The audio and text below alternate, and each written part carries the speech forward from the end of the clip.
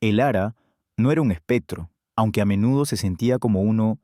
Se movía por los pasillos de la biblioteca central de la ciudad como una sombra apenas perceptible, su figura esbelta y encorvada, sus pasos un susurro sobre el linóleo gastado. La biblioteca, un edificio imponente de ladrillo rojo y ventanas arqueadas. Debería haber sido un refugio, un santuario para un alma como la suya, profundamente enamorada del silencio de las páginas y el susurro de las historias, pero para el Ara era una prisión de luz fluorescente y risas ajenas. El zumbido constante de las lámparas sobre su cabeza, un sonido agudo y monótono, era la banda sonora de su soledad. Se mezclaba con el olor persistente a papel viejo. Sí, pero también con la acidez del café requemado que sus colegas preparaban a diario. El aroma, antes reconfortante, se había vuelto un recordatorio punzante de su exclusión. Las tazas humeantes de café, las charlas animadas en la pequeña cocina, las bromas compartidas que estallaban en carcajadas resonantes. Todo era un telón de fondo para su silencio. Nadie le ofrecía nunca una taza. Nadie le preguntaba cómo estaba. Era como si su presencia se desvaneciera en el aire, inodora, inaudible. A las 7 en punto, cuando el sol de la tarde comenzaba a teñir las estanterías más altas de un naranja melancólico, el Ara sacaba su almuerzo, una ensalada preparada, de esas que vienen en un envase de plástico transparente, tan insípida como los días que se repetían ante ella. Se sentaba en su pequeño escritorio, al final de la fila de cubículos, un rincón olvidado, donde el polvo se acumulaba con más facilidad. Observaba a los demás bibliotecarios, la voluminosa Simiras Delgado, con su risa estruendosa que reverberaba por los pasillos, el joven y apuesto señor Vargas, siempre alardeando de sus citas, la señora Ruiz, de ojos pequeños y movimientos rápidos, una especie de serpiente de cascabel de los chismorreos. Reían, compartían anécdotas, se empujaban con camaradería. El Ara tragaba su lechuga mustia, sintiendo un nudo en la garganta. Sus ojos, a menudo enrojecidos, eran la única ventana a la tormenta silenciosa que se gestaba dentro de ella. No eran lágrimas de tristeza, o no solo de tristeza, eran lágrimas de cansancio, de frustración, de una dignidad que se desmoronaba poco a poco. Cada día era una batalla que perdía antes de empezar. Se movía con lentitud, sus hombros ligeramente encorvados, como si esperara un golpe, una reprimenda, un empujón verbal que la confirmara en su insignificancia. Cuando alguien pasaba cerca, se encogía un poco, una reacción involuntaria, como un animalito asustado. Un martes por la tarde, la monotonía se rompió con un pequeño y agudo sollozo. Un niño, no más de 5 años, se había extraviado de sus padres y estaba perdido en el laberinto de las estanterías de cuentos. Llevaba un libro ilustrado en las manos, el cual, en su angustia, había roto por el lomo. Las lágrimas le corrían por las mejillas y se aferraba al libro como a un salvavidas. Los demás bibliotecarios, ocupados en sus tareas o en sus propias conversaciones, no lo notaron, o quizás, simplemente, eligieron no hacerlo, pero el Ara sí lo vio. Levantó la vista de su pantalla y, por un instante, su propio dolor pareció desvanecerse. Había algo en la vulnerabilidad del niño que resonaba con una parte olvidada de su propio ser. Dejó de lado los expedientes de catalogación. Se levantó con un leve suspiro y se acercó al pequeño. Su voz, que pocas veces se escuchaba en la biblioteca, era suave, un arrullo casi inaudible. ¿Estás bien, pequeño? ¿Qué te pasa?, preguntó, arrodillándose para quedar a la altura de sus ojos. El niño le tendió el libro roto, su labio inferior temblando. Era una edición antigua de El Pequeño Príncipe, con ilustraciones desgastadas. El Ara tomó el libro con cuidado. La rotura era limpia, pero el niño estaba inconsolable. «Oh, no te preocupes», dijo el Ara, con una dulzura inesperada que pocos habrían creído capaz de ella. «Esto tiene arreglo». Se dirigió a un cajón oculto en su escritorio, sacó un rollo de cinta adhesiva especial para libros y, con una precisión delicada, unió el lomo roto. Sus dedos, por lo general, torpes por la timidez, se movieron con una destreza sorprendente, como si realizaran una tarea que amaban profundamente. Mientras reparaba el libro, comenzó a leerle al niño en voz baja, eligiendo un pasaje sobre la importancia de la amistad y la pureza del corazón. Su voz, al principio un murmullo, se convirtió en una melodía suave y tranquilizadora, y sus ojos, que antes estaban velados por la tristeza, se iluminaron con una chispa fugaz de su antigua vitalidad. El niño, fascinado por la historia y la dulzura de la mujer, dejó de llorar. Cuando el ara terminó de leer, el pequeño sonrió, una sonrisa amplia y sin dientes, y la abrazó brevemente antes de que sus padres finalmente lo encontraran. Por un instante, el ara sintió una punzada de algo parecido a la felicidad, una pequeña victoria, un acto de bondad que había roto la barrera de su soledad, pero la chispa se desvaneció tan rápido como había aparecido. Al volverse a su escritorio, Delgado la miró con desaprobación, un ceño fruncido en su rostro carnoso. «Pierdes demasiado tiempo en tonterías». El ara siseó, volviendo a su propio trabajo. La efímera luz en los ojos de el ara se apagó. Guardado en el fondo de su bolso de tela, un pequeño diario con tapas de cuero gastado esperaba. Era un cuaderno antiguo, sus páginas llenas de una caligrafía elegante y apretada, garabatos de cuentos e ideas que había tenido en su juventud. El ara solía escribir. Escribía con una pasión feroz, con la creencia de que las palabras podían construir mundos, curar heridas, cambiar destinos. Había abandonado ese pasatiempo hace años, después de una desilusión profunda de la que nunca hablaba. Un evento que la había dejado con un sabor amargo en la boca y la había convencido de que su voz no merecía ser escuchada. Rara vez abría el diario ahora, pero la familiaridad de su peso en su bolso era un ancla, un recordatorio silencioso de la persona que una vez fue, de un talento latente que se había marchitado con el tiempo. El día terminó como todos los demás. Se puso su abrigo raído, se despidió con un «hasta mañana» casi inaudible que nadie respondió, y salió a la fría noche. Mañana sería otro día de silencio, de miradas ignoradas, de humillaciones tácitas, pero en algún lugar, en el laberinto de estanterías, un nuevo lote de donaciones aguardaba, cajas polvorientas llenas de historias desconocidas, esperando ser descubiertas, y entre ellas una pequeña, casi imperceptible, posibilidad de cambio en la vida monótona de Lara. El sol se había levantado con una promesa de un día más de lo mismo.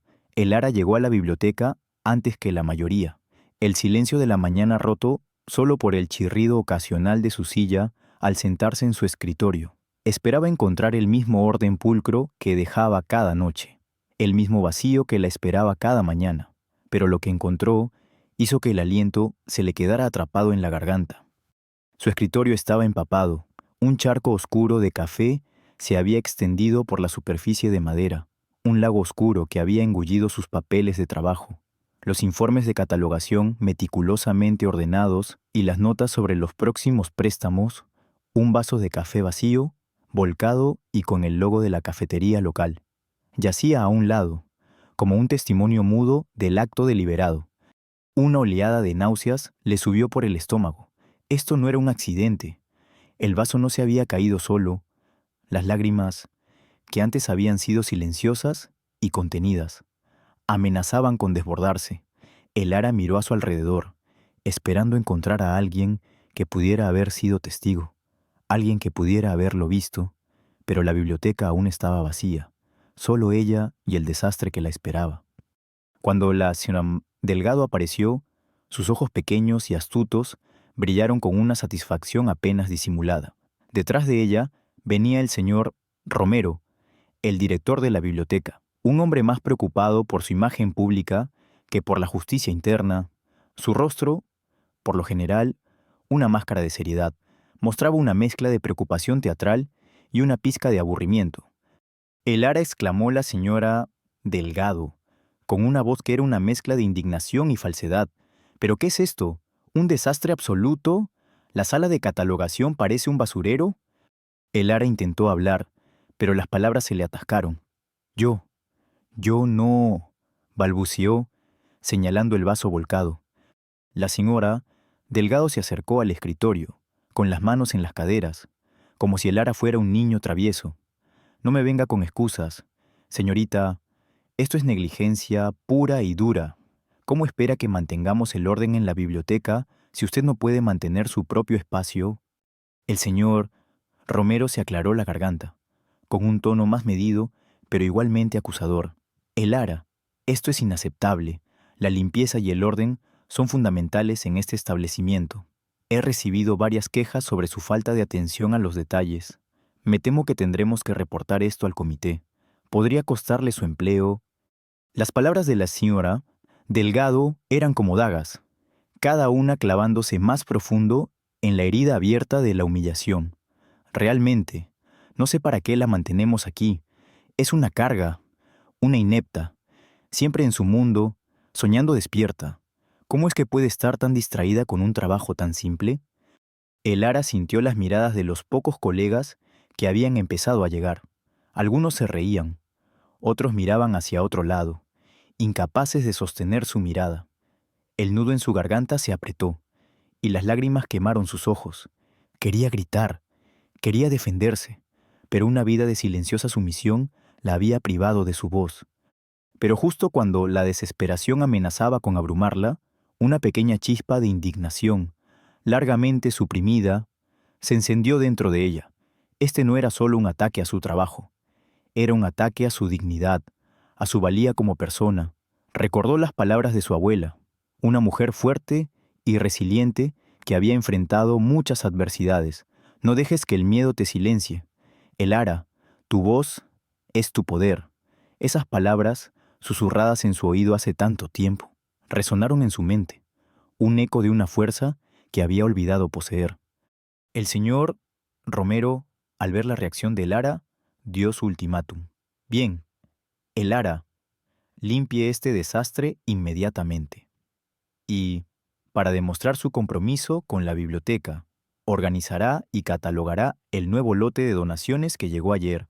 Cada libro debe estar perfectamente clasificado y en su lugar antes del final de la semana. Si no lo hace, me veré obligado a tomar medidas más drásticas. Lo siento, pero la reputación de la biblioteca está en juego. El Lara apretó los puños, la rabia mezclada con el miedo. Su vida en la biblioteca, tal como la conocía, había terminado. No había vuelta atrás. Ya no era solo una cuestión de mantener su empleo. Era una cuestión de reclaiming su valía. Asintió, incapaz de pronunciar una palabra, y comenzó a limpiar el desastre con las manos temblorosas. Mientras secaba el café pegajoso de su escritorio, sus dedos tropezaron con algo inusual en el montón de donaciones de libros que la señora Delgado le había señalado. Era un manuscrito polvoriento, encuadernado en cuero oscuro y sin título ni autor visibles en el lomo. Parecía haber sido olvidado, un tesoro perdido en el flujo constante de libros que pasaban por las manos de la biblioteca. La curiosidad, una emoción que rara vez sentía con tanta fuerza. La invadió, guardó el manuscrito en su mochila. Una pequeña rebeldía en medio de su humillación. La señora Delgado y sus secuaces, la señora Ruiz y el señor Vargas, observaron a Lara con una satisfacción maliciosa. Sus sonrisas, sin embargo, contenían una pizca de curiosidad disimulada. ¿Qué era ese manuscrito que Lara había guardado con tanto cuidado? Lara sintió sus miradas, el peso de su desprecio, pero también la nueva sensación de algo diferente, una pequeña brasa de desafío ardiendo en su interior. Sabía que se avecinaba una tormenta, pero esta vez no la enfrentaría completamente indefensa. La curiosidad, una chispa que la opresión había tratado de extinguir en Lara, ardía ahora con una intensidad inesperada. En la soledad de su pequeño apartamento, después de la humillación del día, desató el manuscrito de su mochila. Estaba envuelto en un paño de lino viejo, y al desenvolverlo, una nube de polvo se levantó, liberando un aroma a moho y a tiempo. Sus dedos se movieron con reverencia al abrir las cubiertas de cuero, gastadas y suaves al tacto. Las páginas, amarillentas y frágiles, estaban cubiertas con una caligrafía elegante y ligeramente inclinada, casi como una obra de arte en sí misma. Comenzó a leer, al principio, lentamente, descifrando la tinta desvanecida, pero a medida que avanzaba, la historia la atrapó. No era un romance, ni una aventura épica, era algo mucho más sutil y, a la vez, más poderoso. La narrativa era una intriga literaria sobre la corrupción en la industria editorial, contada a través de los ojos de un joven autor que luchaba por la verdad. La prosa era exquisita, las descripciones vívidas, los personajes complejos y profundamente humanos. Elara, con su vasta experiencia entre miles de libros y su memoria casi fotográfica para las publicaciones, empezó a reconocer patrones, a detectar alusiones veladas a eventos reales y a personajes influyentes. El manuscrito no solo era brillante, era peligroso. Desnudaba una red de sobornos, plagios y manipulaciones de bestsellers que se extendía como una sombra sobre el glamuroso mundo editorial. Nombres de editoriales famosas eran apenas velados, prácticas turbias que ella había oído susurrar en los rincones de la biblioteca. Ahora estaban expuestas con una claridad aterradora. Y lo más impactante, la principal editorial implicada, la que era el epicentro de esta podredumbre literaria, era Elite Publicaciones, la misma editorial que publicaba la mayoría de los libros en su biblioteca, la misma a la que la señora Delgado profesaba una admiración casi devota. Elara se dio cuenta de que no tenía en sus manos solo una obra literaria, sino una bomba de tiempo. El valor del manuscrito era incalculable, pero su potencial destructivo, para aquellos a quienes se exponía, era aún mayor. Podría cambiar el destino de una industria entera. Al día siguiente, en la biblioteca, Elara no pudo evitar volver al manuscrito durante su breve pausa para el almuerzo, mientras devoraba con los ojos los giros inesperados de la trama. Un joven becario, llamado Miguel, se acercó a su escritorio. Miguel era un chico de veintitantos, con gafas de montura gruesa y una mata de cabello rizado. Era nuevo en la biblioteca, un entusiasta de los libros que parecía genuinamente interesado en aprender. Desde su llegada, había observado la crueldad silenciosa hacia Elara, y su empatía natural lo había llevado a sentir una profunda simpatía por ella. «Disculpe», Elara, dijo Miguel, con voz cautelosa. «¿Está usted bien? Vi lo que pasó esta mañana. Fue injusto». Elara levantó la vista, sorprendida. Era la primera vez en años que alguien le ofrecía una palabra de consuelo. Sus ojos, por lo general, esquivos, se fijaron en los de Miguel, buscando alguna señal de falsedad, pero solo encontró honestidad. Estoy bien. Miguel. Gracias, respondió ella, y se dio cuenta de lo ronca que sonaba su voz por la falta de uso. Miguel notó el manuscrito en sus manos. Parece fascinante. Kes nunca lo había visto por aquí. Elara dudó.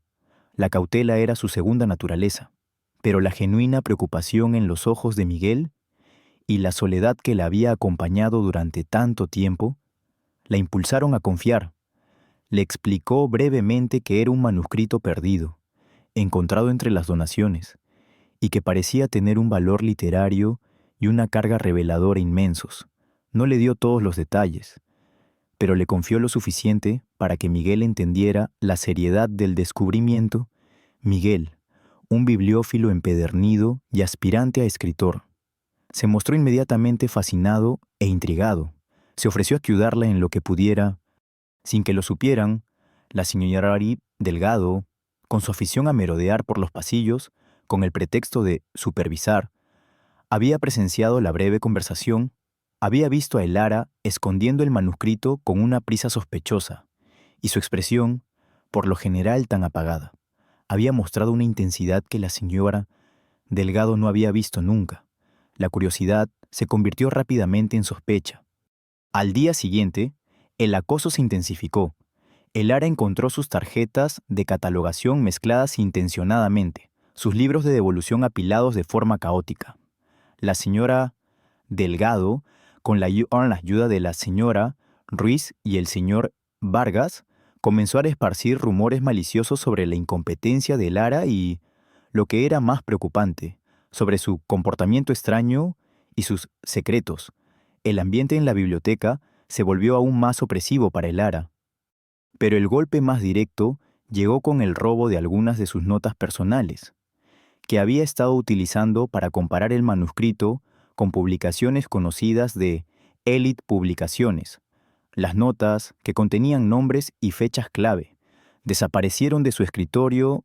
La señora Delgado las había tomado, y al leerlas, una fría comprensión se apoderó de ella. El Ara había encontrado algo realmente importante.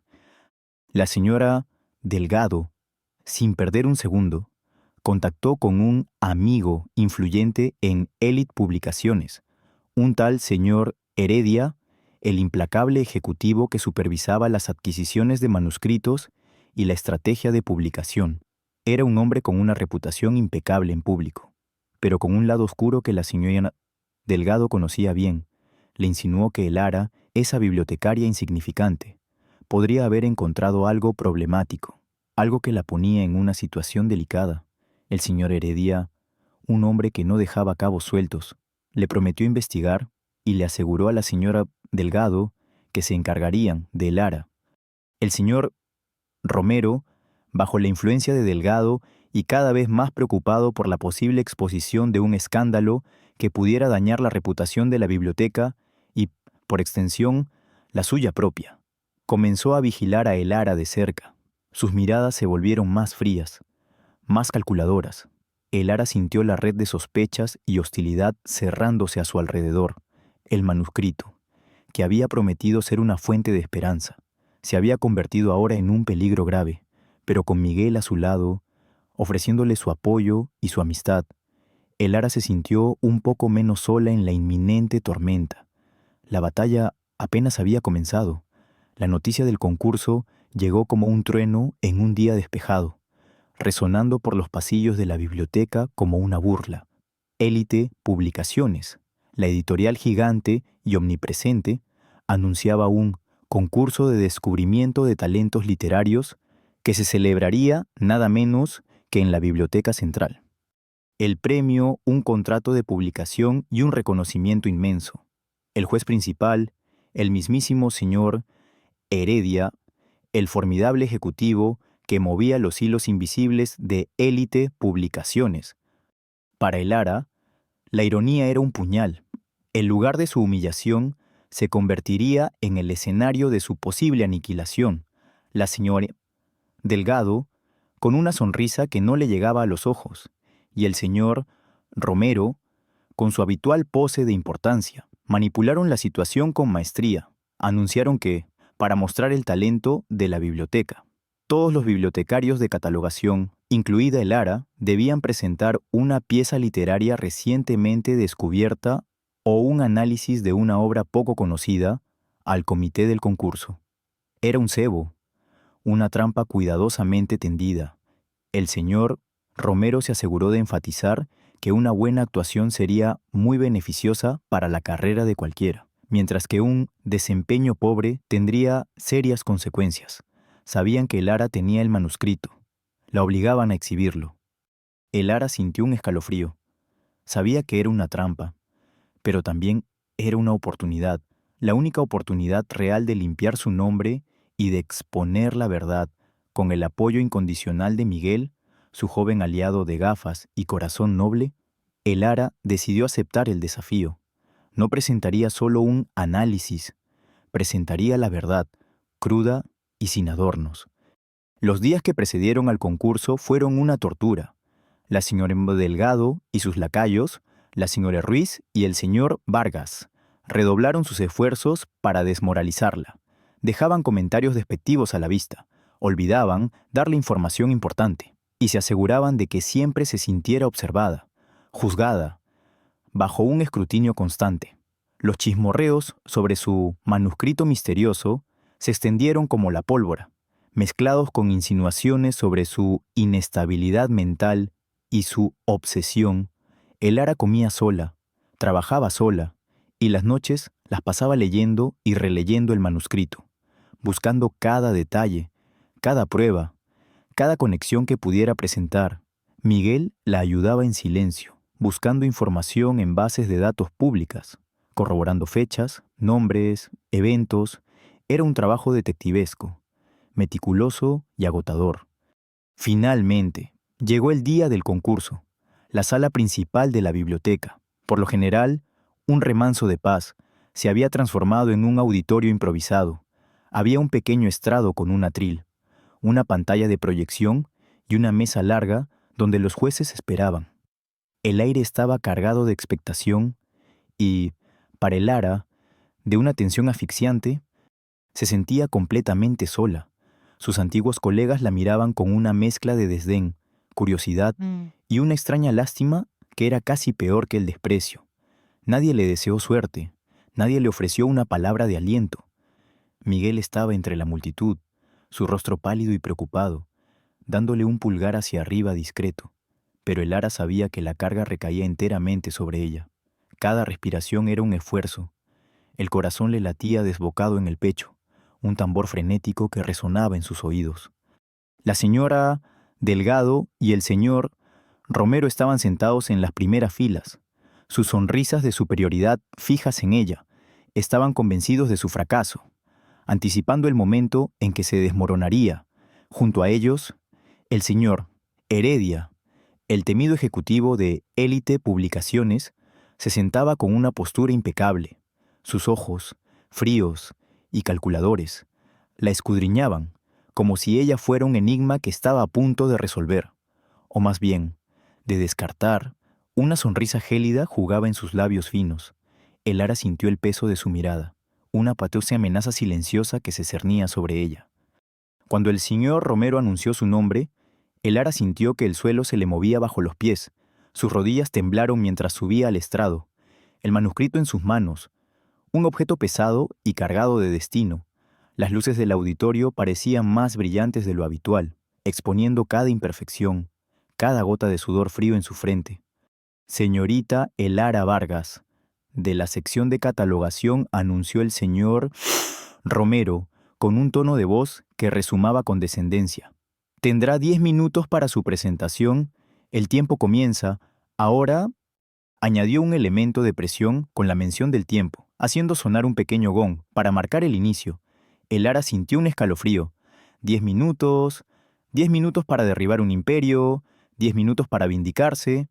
Mientras tanto, en las sombras, la señora Delgado había enviado una señal casi imperceptible a un contacto que tenía en la sala. Alguien listo para desacreditar a Elara tan pronto como terminara su presentación, para asegurarse de que su caída fuera rotunda.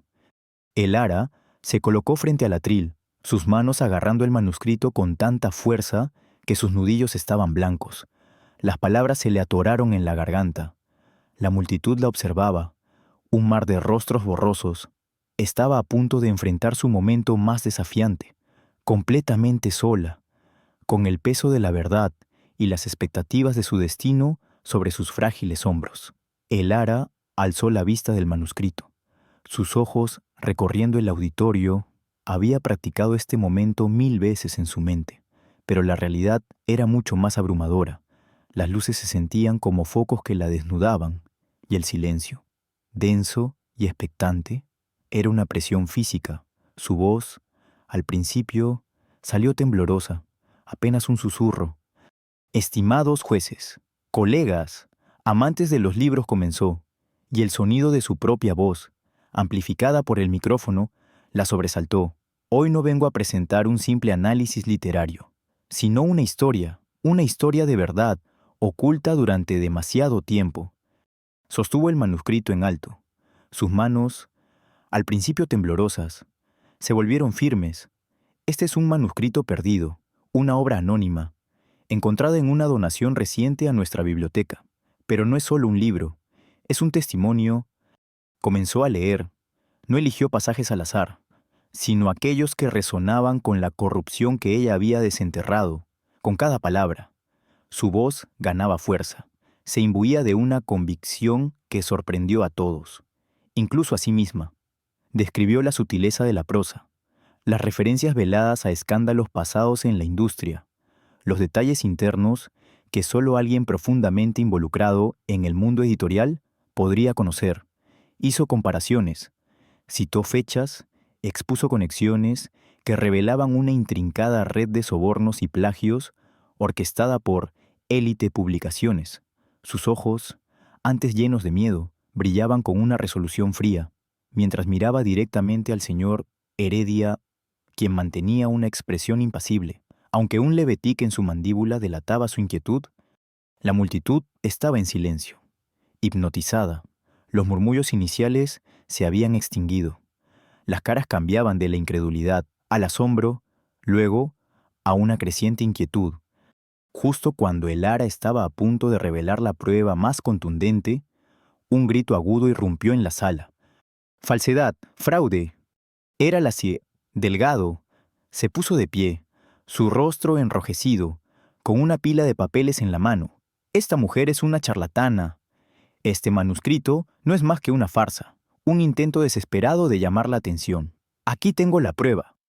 Blandió unos documentos que parecían ser pruebas de la inautenticidad del manuscrito y de la incompetencia de el ara. Un murmullo de duda recorrió la multitud. La confianza en el ara, que acababa de empezar a florecer, vaciló. El señor Heredia sonrió con suficiencia. Una sonrisa de tiburón. Pensó que el ara había fallado, que su plan había funcionado a la perfección. La señora Delgado había hecho su trabajo. Por un momento, todo pareció perdido. El ara sintió un escalofrío de desesperación. El escenario, la gente, las miradas acusadoras, todo se volvió borroso. ¿Sería este su final? ¿Volvería a su vida de lágrimas silenciosas, derrotada de nuevo? Pero en ese instante de quiebre, el recuerdo de la traición, de las humillaciones, de cada lágrima derramada en silencio, la invadió con una fuerza abrumadora. La voz de su abuela resonó: «No dejes que el miedo te silencie. No, esta vez, no». El ara apretó los labios, y sus ojos se posaron en Miguel, quien le dio un asentimiento de cabeza casi imperceptible desde la multitud. De su bolso, sacó el viejo diario de tapas de cuero gastado. No era para leer sus cuentos. De su interior, extrajo un pequeño disco USB que había mantenido oculto, lo conectó al proyector sin dudar, y una serie de correos electrónicos y documentos aparecieron en la gran pantalla. Eran las pruebas que Miguel había ayudado a recolectar.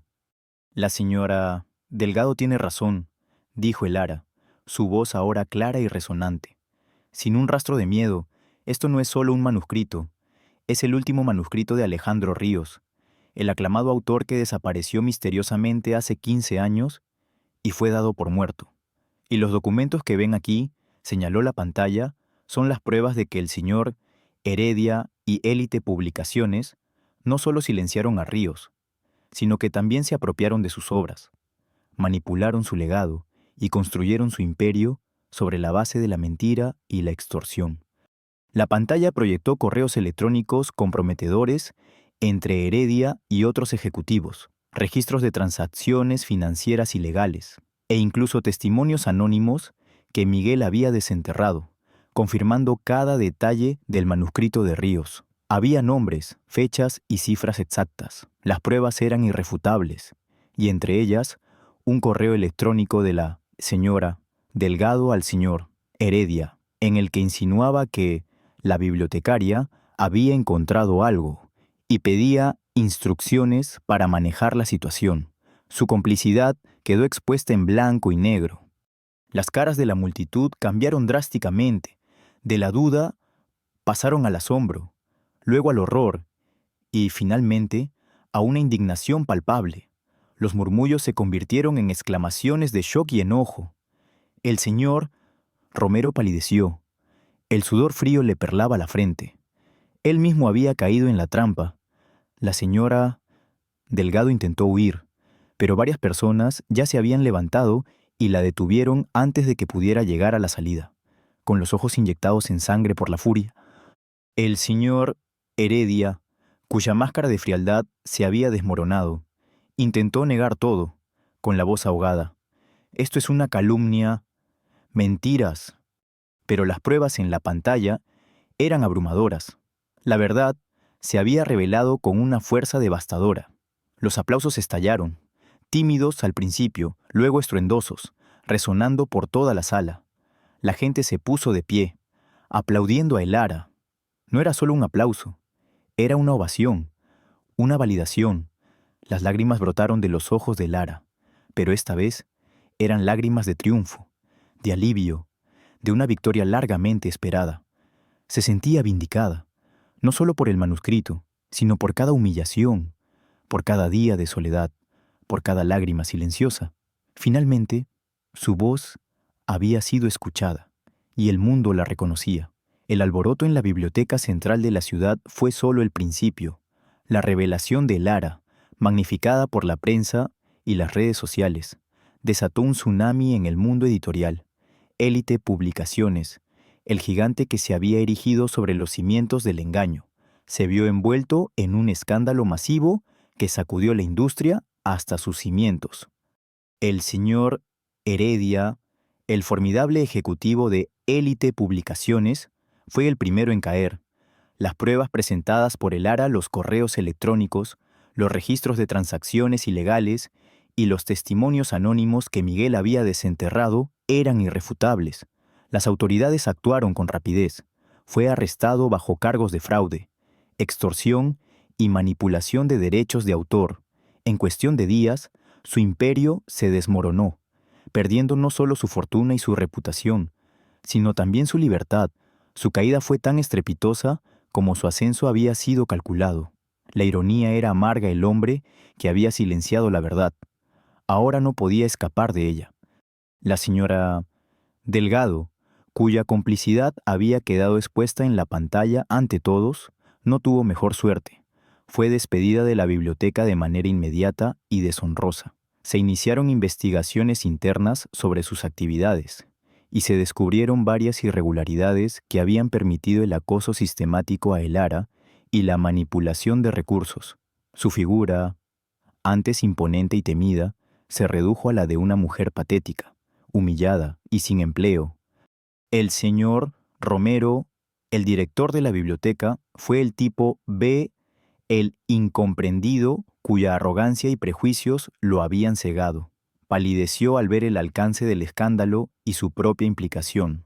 Aunque menor en el encubrimiento, la presión mediática y la indignación pública lo llevaron a emitir una disculpa pública a Elara, leída con voz temblorosa frente a las cámaras de televisión. Poco después, y antes de que lo obligaran a hacerlo, presentó su renuncia a su puesto. Su obsesión por la reputación de la biblioteca había resultado en su propia ruina profesional. Para Elara, el mundo se abría de nuevo. El manuscrito de Alejandro Ríos, finalmente reconocido como una obra maestra perdida y con su verdadero autor reivindicado, fue publicado con un éxito arrollador. No solo se convirtió en un best-seller instantáneo, sino que también desató una conversación global sobre la ética en el mundo editorial. Elara, la bibliotecaria silenciosa, fue celebrada como la heroína que había descubierto la verdad y salvado el legado de un gran escritor. Las ofertas no tardaron en llegar. Una prestigiosa editorial, Veritas Publicaciones, conocida por su integridad y su compromiso con la literatura de calidad, le ofreció un puesto como curadora de manuscritos raros y ediciones especiales. No era solo un trabajo, era el puesto de sus sueños. Le permitía aplicar su vasto conocimiento y su amor por los libros en un entorno de respeto y aprecio. Además, la nueva directiva de la Biblioteca Central, tras la partida del señor Romero, le ofreció un puesto de liderazgo para reformar el sistema y asegurarse de que nunca más se produjeran abusos de poder. Elara, con una sonrisa serena, aceptó el puesto en Veritas Publicaciones. No se trataba solo de un beneficio material, sino de la oportunidad de darle un propósito renovado a su vida y de obtener el respeto que siempre había merecido. Semanas después, Elara y Miguel se sentaron en un café tranquilo, el sol de la tarde filtrándose por la ventana. Miguel, ahora su amigo inquebrantable, le sonrió con afecto. «Parece que todo ha cambiado», Elara dijo Miguel, removiendo su café. Elara asintió, su mirada fija en el vapor que se elevaba de su propia taza. «Sí, Miguel, ha sido un camino difícil. Las lágrimas que una vez derramé en silencio, ahora siento que han allanado el camino para esta nueva vida. Una vida llena de propósito y esperanza. ¿Quién iba a decir que un viejo manuscrito cambiaría tanto?» Fuiste increíble. Elara, tuviste el valor de enfrentarlos. Esa es la parte más importante, le dijo Miguel, su voz llena de admiración. Elara le devolvió la sonrisa, una sonrisa genuina y libre, muy diferente de las expresiones contraídas que solía llevar. Y tú fuiste mi ancla, Miguel. No lo habría logrado sin ti. Su conversación era breve, pero estaba llena de una comprensión profunda. Habían atravesado una tormenta juntos y habían salido más fuertes. Elara ya no era la mujer encogida y asustada, era la arquitecta de su propio destino. Y el futuro, por primera vez en mucho tiempo, se veía brillante. El sol de la mañana se filtraba suavemente a través de los amplios ventanales de la oficina de Elara, iluminando un espacio que era el epítome de la serenidad y la dedicación. Ya no era un cubículo olvidado en un rincón polvoriento de la biblioteca. Ahora, como curadora principal de manuscritos raros en Veritas Publicaciones, Elara ocupaba un despacho espacioso, lleno de estanterías de madera pulida que albergaban volúmenes antiguos y manuscritos históricos. Su escritorio, impecablemente ordenado, no estaba cubierto de expedientes de catalogación, sino de proyectos emocionantes y planes para futuras publicaciones. Elara se movía con una ligereza que antes le había sido ajena. Sus hombros, antes encorvados por el peso de la humillación, estaban ahora erguidos, y sus pasos resonaban con una confianza tranquila. Sus ojos, que una vez habían reflejado la tristeza y el miedo, ahora brillaban con una alegría serena y segura. La chispa de su vitalidad plenamente restaurada había encontrado su lugar en el mundo, un lugar donde su intelecto, su pasión por las palabras y su integridad eran no solo valorados, sino celebrados. Pero Elara no olvidó de dónde venía. Sabía que había muchas voces silenciosas, muchos talentos ocultos que, como Alejandro Ríos, podrían ser aplastados por la maquinaria de la injusticia, con la generosidad de Veritas Publicaciones y los fondos obtenidos de las compensaciones por el escándalo de Élite Publicaciones. Elara fundó la beca Alejandro Ríos para Voces Silenciadas. Esta iniciativa estaba dedicada a descubrir y apoyar a jóvenes escritores prometedores que habían sido ignorados o silenciados por el establishment editorial, asegurándose de que sus talentos no se perdieran en la oscuridad. Se la veía a menudo en ferias de libros y universidades, buscando nuevos talentos, susurrando palabras de aliento a aquellos que dudaban. Un día dio una charla inspiradora a un grupo de estudiantes de biblioteconomía y literatura. Habló de la importancia de la perseverancia, de la valentía de defender la verdad y de cómo las historias, tanto las que leemos como las que vivimos, tienen el poder de cambiar el mundo. No se presentó como una víctima, sino como una defensora, una guardiana de la integridad en el mundo literario. Su voz, que una vez había sido un murmullo apenas audible, llenó la sala con convicción y pasión, inspirando a la nueva generación a proteger las voces marginadas y a luchar por la justicia literaria. La historia termina con Elara sentada en un tranquilo rincón de la biblioteca reformada de Veritas Publicaciones, que ella misma ayudó a diseñar. Es su santuario. Lee un libro de su autor favorito. La luz del sol se filtra por la ventana, creando un aura dorada a su alrededor. Una sonrisa serena y de profunda satisfacción ilumina su rostro. No es una sonrisa de éxtasis, sino una de paz, de un propósito cumplido. En la entrada de la biblioteca, discretamente colocada en una pared de mármol, una placa con una sencilla inscripción brillaba suavemente: "La verdad, como el sol, es de todas partes". La imagen de Elara, rodeada de libros, con la luz del sol, iluminando el texto en sus manos, encapsula el tema central de la historia, el conocimiento. La verdad y la esperanza siempre encuentran un camino, incluso en la oscuridad más profunda, y aquellos que se atreven a alzarse por ellas son la luz que guía a otros. Si esta historia ha conmovido tu corazón, si te recuerda que el coraje puede alterar destinos y que la luz siempre encuentra un camino incluso en la oscuridad más profunda, por favor, déjanos un comentario. Comparte esta historia con aquellos que necesiten inspiración, dale a me gusta, Suscríbete y activa la campana para no perderte nuestras próximas historias